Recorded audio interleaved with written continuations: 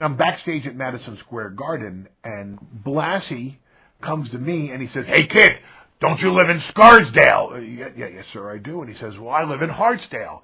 I'm 10 minutes past you. You want to ride home?" So I called my dad and told him, "I got to ride home. Pick me up in Hartsdale." So we get to Freddie's car, and it's like driving with Mr. Magoo. All this calamity is happening around him because of him, and he's oblivious to the fact that he is the root cause of it all. He's going the wrong way on 2nd Avenue.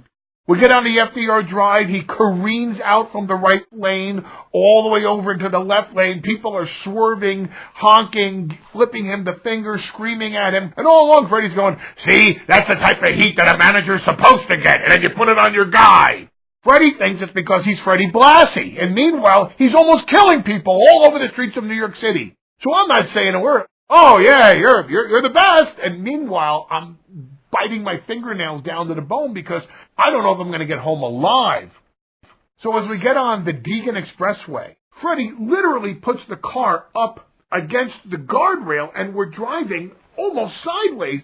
I finally just break down and start screaming, "My God, man, pull over! What are you doing, man? We're going to die!" And Freddie pulls over and he goes, "What's the matter with you, kid?" And I'm in hysterics. The man is blind. So I did what any responsible 15-year-old would do. I drove us back to Freddie's house. So the first time I ever drove a car, I was driving Mr. Blassie. And I got to Freddie's house, and my father comes over to pick me up. Freddie walks over and he says, "I just want to let you know how much we all like your son. I commend you on raising such a fine young man." And I'm sitting there going, "Oh, this is great." And my father's chest swells up with pride. And Freddie says, "But I got to tell you, he's the worst driver I've ever been with in my entire life." And I sunk down into my chair, and all I'm thinking is, busted.